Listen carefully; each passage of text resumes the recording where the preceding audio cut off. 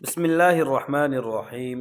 السلام علیکم ناظرین، اسلامی تعلیمات اور احادیث مبارکہ اور بزرگان دین کی روشن روایات کے مطابق تین جانور ایسے ضرور ہیں جو کہ گھر میں آ کر رہنے لگیں تو ان کا گھر میں آ کر رہنا بہت ہی زیادہ مبارک اور بابرکت ہوتا ہے۔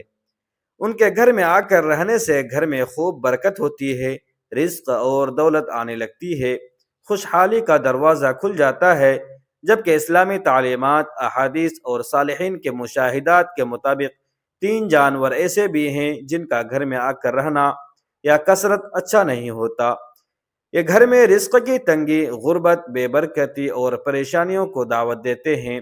اس لیے آج کی اس نہایت اہم اور مفید ویڈیو میں ہم آپ کو گھر میں رزق اور دولت لانے والے تین جانوروں کا بھی تفصیل سے بتائیں گے، اور ان تین جانوروں کا بھی مکمل بیان کریں گے جو گھر میں آ کر رہنے لگیں تو بے برکتی، غربت اور رزق کی تنگی لانے کی وجہ بنتے ہیں۔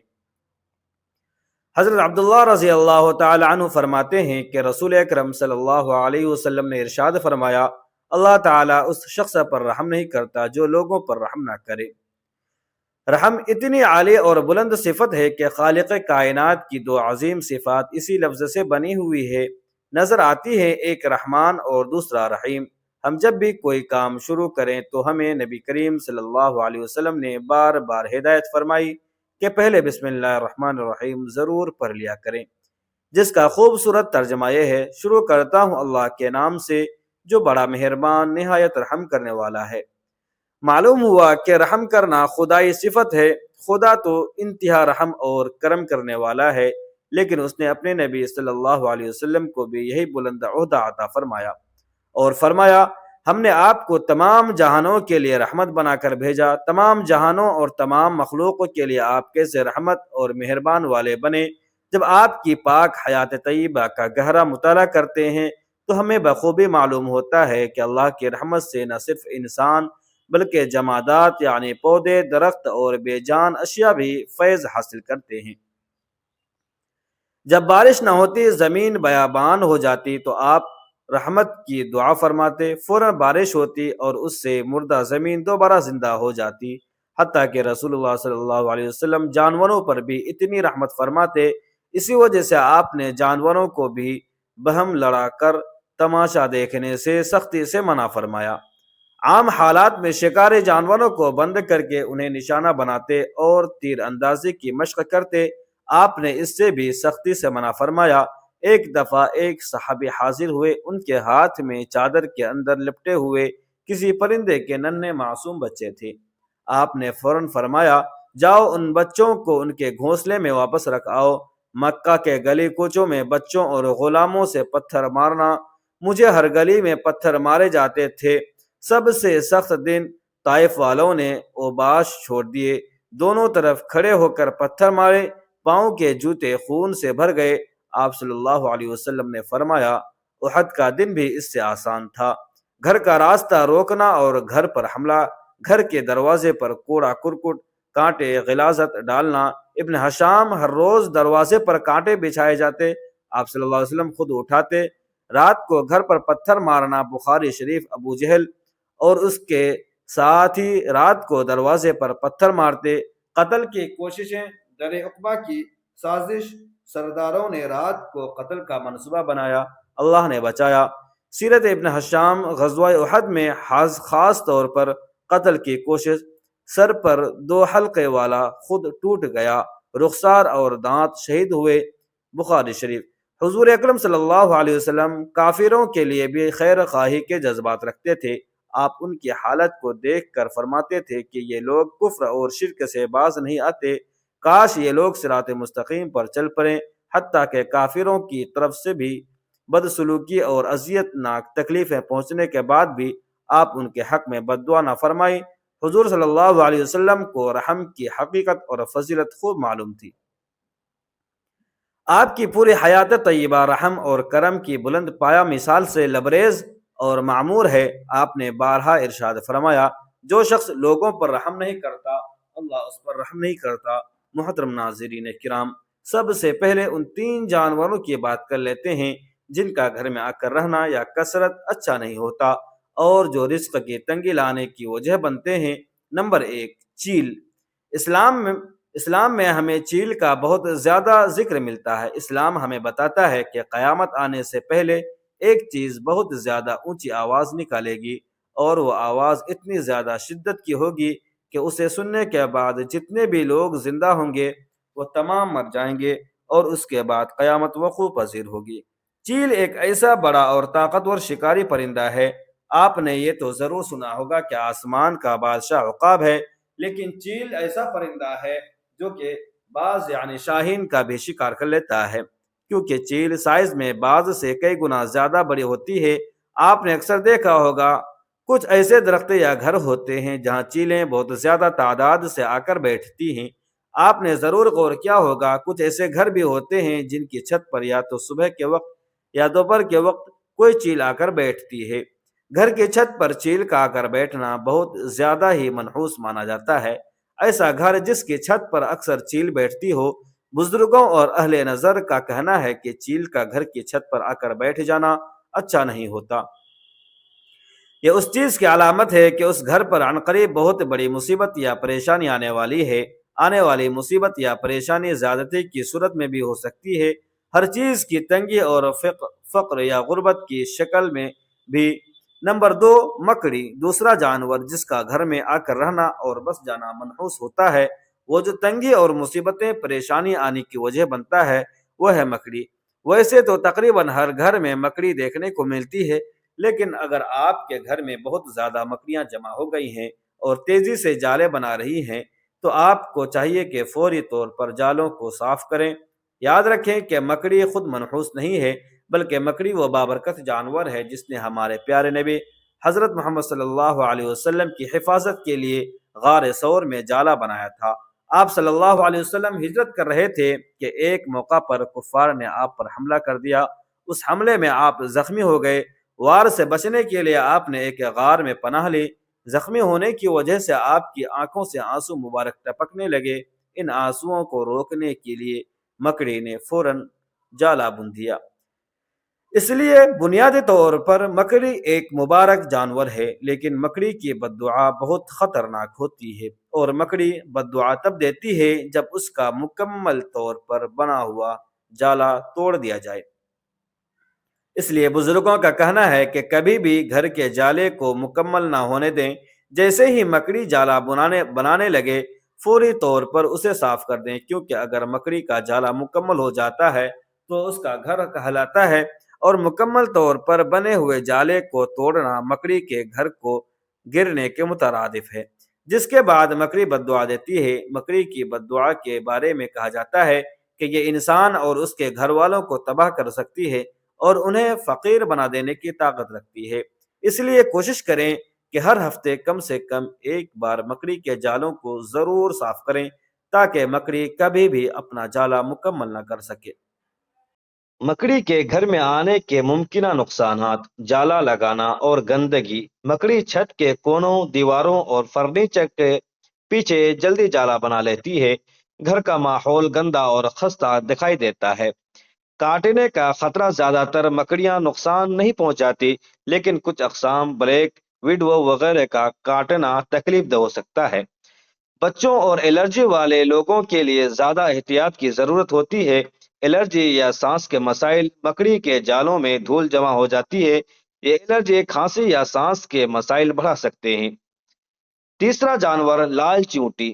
تیسرا جانور جس کا گھر میں آ کر رہنا نہ صرف منحوس سمجھا جاتا ہے بلکہ بے برکتی بیماریوں کا سبب بھی بنتا ہے، وہ لال چیونٹی ہے۔ امام جعفر صادق رحمۃ اللہ علیہ کا فرمان ہے کہ تمام حشرات الارض میں سب سے بڑا انسان کا دشمن لال چیونٹی ہے۔ یہ انسان کا اتنا بڑا دشمن ہے کہ ہر وقت یہ کوشش کرتا رہتا ہے کہ کسی نہ کسی طرح سے انسان کو نقصان پہنچائے۔ اگر آپ کے گھر میں بھی بہت زیادہ لال چیونٹیاں آ کر رہنا شروع ہو جائیں تو فوری طور پر ان کے خاتمے کی کوشش کریں۔ اسلامی لحاظ سے گھر میں زیادہ تعداد میں لال چیونٹیوں کا جمع ہونا منحوس سمجھا جاتا ہے اور یہ رزق کی تنگی کا سبب بنتا ہے، جبکہ سائنسدانوں نے ایک ریسرچ کی جس ریسرچ میں یہ بات سامنے آئی ہے کہ گھر میں بہت زیادہ لال چونٹیوں کا جمع ہو جانا دل کی بیماریوں کی وجہ بنتا ہے۔ لال چونٹی ایک ایسا کیمیکل ریلیز کرتی ہے، یعنی ایک ایسا کیمیکل چھوڑتی ہے جو دل کو کمزور کرتا ہے اور ہارٹ اٹیک کی وجہ بنتا ہے۔ اس لیے اگر آپ کے گھر میں بہت زیادہ لال چوٹیاں ہیں تو فوری طور پر ان کو ختم کریں اور گھر سے نکالنے کی کوشش کریں۔ ناظرین کرام، اب بات کر لیتے ہیں ان 3 جانوروں کی جس کا گھر میں آ کر رہنا یا چھتہ بنانا، گھونسلہ بنانا مبارک ہوتا ہے، رزق دولت میں اضافہ کرنے کی وجہ بنتا ہے۔ نمبر 1، شہد کی مکھی۔ شہد کا شمار نبی کریم صلی اللہ علیہ وسلم کی سب سے پسندیدہ چیزوں میں ہوتا ہے۔ اللہ تعالیٰ نے شہد اور شہد کی مکھی میں بے پناہ برکت رکھی ہے، اس لیے جس گھر کی چھت میں یا جس گھر کے آس پاس بھی شہد کی مکھیوں کا گزر ہوتا ہے وہ گھر بہت زیادہ مبارک مانا جاتا ہے۔ اسی طرح اگر شہد کی مکھیاں آ کر آپ کے گھر میں چھتہ بناتی ہیں، جیسا کہ آپ جانتے ہیں کہ اکثر گھروں کی جو چھتیں ہوتی ہیں یا کوئی ایسی جگہ جہاں شہد کی مکھیاں چھتہ لگا سکتی ہیں تو وہاں شہد کی مکھیاں آ کر چھتہ لگا لیتی ہیں۔ گھر میں شہد کی مکھیوں کا آ کر چھتہ لگانا بہت ہی زیادہ مبارک ہوتا ہے۔ یہ اس چیز کی نشانی ہے کہ اس گھر میں رزق اور برکت آنے کا وقت قریب ہے، اس لیے گھر میں بہت زیادہ اچھا مانا جاتا ہے۔ دوسرا جانور جس کا گھر میں آ کر رہنے لگ جانا، گھر میں آ کر بس جانا بہت ہی زیادہ مبارک ہوتا ہے، وہ ہے چڑیا۔ چڑیا گھر میں آ کر گھونسلہ بنانا بہت ہی زیادہ مبارک مانا جاتا ہے۔ اگر آپ کے گھر میں آ کر چڑیا گھونسلہ بناتی ہے تو کبھی بھی چڑیا کے گھونسلے کو نقصان نہیں پہنچانا چاہیے، بلکہ کوشش کرنی چاہیے کہ چڑیا کے گھونسلے کو نقصان نہ پہنچے اور اس کی حفاظت کی جائے، کیونکہ چڑیا اگر آ کر گھر میں گھونسلہ بنانا شروع کر دے تو بہت ہی زیادہ مبارک ہوتا ہے۔ جس گھر میں چڑیا آ کر بس جاتی ہے، گھونسلہ بنا لیتی ہے، تو چڑیا کا یہ معمول ہوتا ہے کہ جیسے صبح ہوتی ہے چڑیا اپنے گھونسلے سے نکلنے سے پہلے سبحان اللہ کا ورد کر دیتی ہے، اور چڑیا یہ دعا کرتی ہے کہ یا اللہ، نہ صرف آج کے دن کے لیے مجھے رزق عطا کر، بلکہ جس گھر میں نے اپنا گھونسلہ بنایا ہے اس گھر میں بھی رزق کی تنگی نہ آنے دے، کیونکہ چڑیا ایک بے زبان معصوم جانور ہے، اس لیے چڑیا کی دعا اللہ تعالی رد نہیں کرتا۔ اس لیے جس گھر میں بھی چڑیا آ کر گھونسلہ بنا لیتی ہے تو اہل نظر بزرگوں اور صالحین کا کہنا ہے کہ یہ اس گھر اور گھر میں رہنے والوں کے لیے بہت ہی زیادہ خوشی کی خبر ہوتی ہے، بلکہ اس گھر میں رزق اور دولت ایسے آنے لگتے ہیں جیسے برسات میں بارش برستی ہے، چڑیا کا خیال آتے ہی کانوں میں چہچہاہٹ سنائی دینے لگتی ہے۔ آج کے اس سائنس زدہ دور میں ان میں سے ایک معصوم پرندہ بھی ہے، اور اپنے ارد گرد نظر دوڑائیں تو آپ یہ معصوم پرندہ چڑیا ہمیں نرسری کے بچوں کی نظم محبت کی لطافت میں تو نظر آتا ہے، مگر عملی طور پر اس کو دیکھنے کے لیے موقع کم ہی میسر آتے ہیں۔ ایک زمانہ تھا جب صبح کی اذان کے بعد یہ ساعت ان کی چہچہاہٹ صبح کا اعلان کرتی تھی، گھر میں دن بھر اپنے ننھے قدموں سے دانا چگتی دکھائی دیتی تھی، اور مغرب کے اذان کے ساتھ ہی آخری تسبیح پڑھ کر درختوں کی شاخوں پر جا کر بیٹھ جاتی تھی۔ محترم ناظرین، قدرت کے نظام میں ہر شے کی اپنی ایک خاص اہمیت اور برکت ہوتی ہے، اور انہی برکتوں میں سے ایک چڑیا کا کسی گھر میں آنا، گھونسلہ بنانا اور وہاں قیام پذیر ہونا بھی ہے۔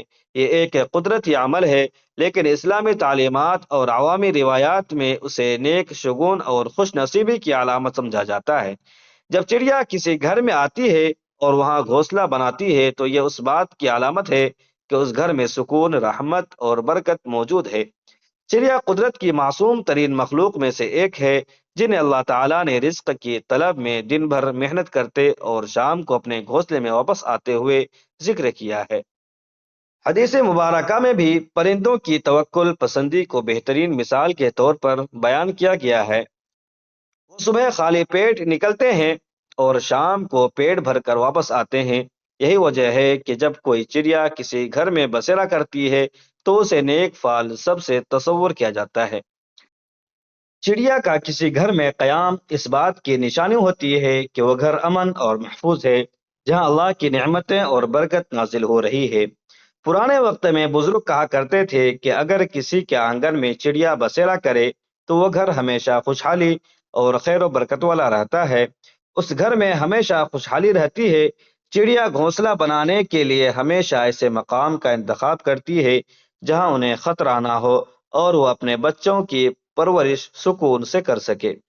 یہ بات بھی ایک حقیقت ہے کہ جہاں چڑیا اور دیگر پرندے خوشی سے رہتے ہیں وہاں قدرتی ماحول اور مثبت توانائی کا دورہ ہوتا ہے۔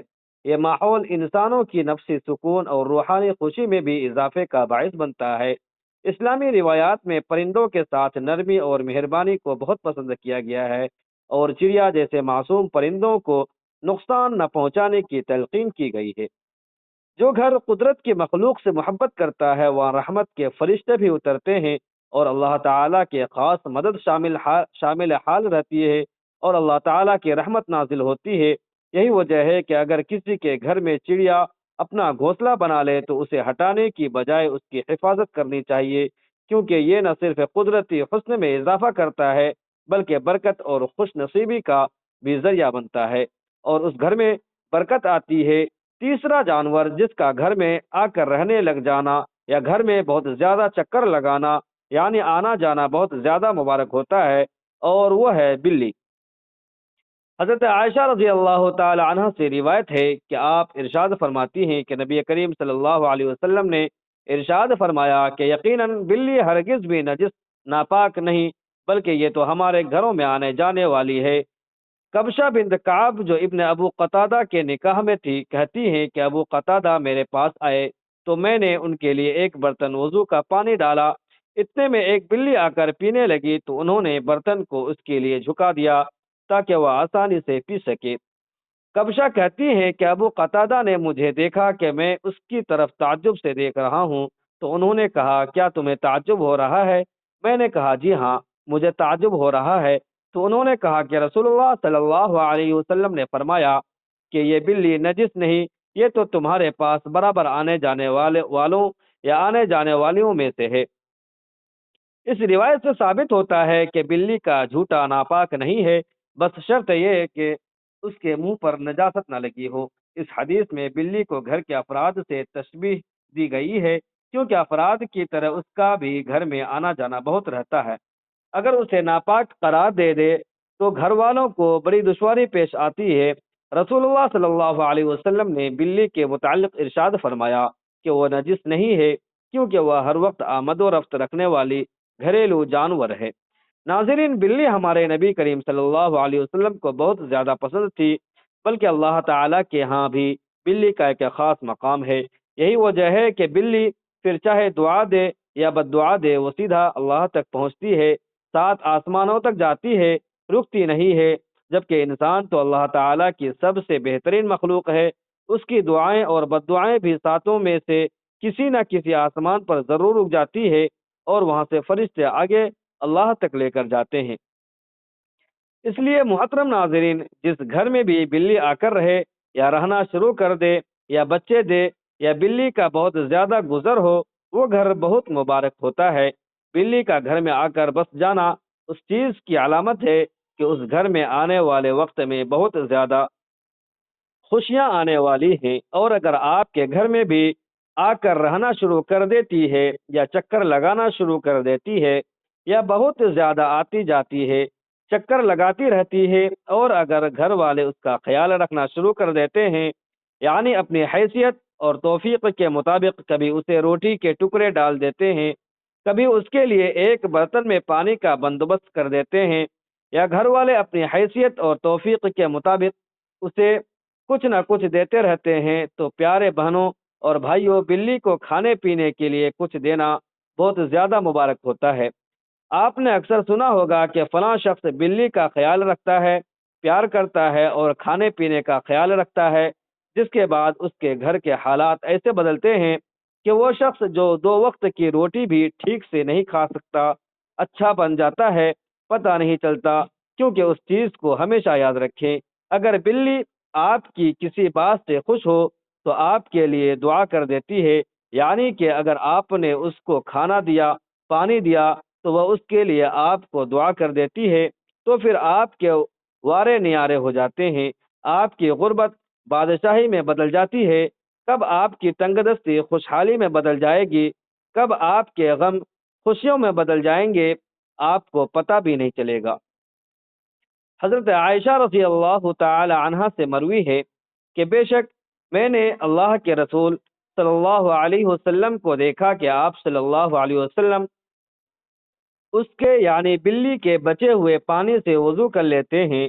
حضرت عبداللہ بن عمر رضی اللہ تعالی عنہ سے روایت ہے کہ حضور اکرم صلی اللہ علیہ وسلم نے فرمایا کہ ایک عورت کو ایک بلی کی وجہ سے عذاب دیا گیا، اس نے اس بلی کو کسی جگہ بند کر دیا یہاں تک کہ وہ بھوکی مر گئی، وہ عورت اس کی وجہ سے دوزخ میں داخل کی گئی۔ آپ صلی اللہ علیہ وسلم نے فرمایا کہ اللہ تعالیٰ اس سے فرمائے گا، اللہ تعالیٰ خوب جانتا ہے کہ جب تو نے اسے باندھا تو تو نے نہ اسے کھلایا نہ پلایا اور نہ ہی کھلا چھوڑا کہ وہ خود زمین کے کیڑے مکوڑے کھا لیا کرتی۔ زندہ رہنے کے لیے حضرت عبداللہ بن جعفر رضی اللہ تعالی عنہ بیان کرتے ہیں کہ حضور نبی کریم صلی اللہ علیہ وسلم ایک انصاری شخص کے باغ میں داخل ہوئے تو وہاں ایک اونٹ تھا۔ جب اس نے حضور نبی کریم صلی اللہ علیہ وسلم کو دیکھا تو وہ رو پڑا اور اس کی آنکھوں سے آنسو بہ نکلے۔ آپ صلی اللہ علیہ وسلم اس کے پاس تشریف لے گئے اور اس کے سر پر دست شفق پھیرا تو وہ خاموش ہو گیا۔ آپ صلی اللہ علیہ وسلم نے دریافت فرمایا، اس اونٹ کا مالک کون ہے؟ یہ کس کا اونٹ ہے؟ انصار کا ایک شخص حاضر خدمت ہوا اور عرض کیا، یا رسول اللہ صلی اللہ علیہ وسلم یہ میرا ہے۔ آپ صلی اللہ علیہ وسلم نے فرمایا، کیا تم اس بے زبان جانور کے معاملے میں اللہ تعالیٰ سے نہیں ڈرتے جس کا اللہ تعالیٰ نے تمہیں مالک بنا دیا ہے؟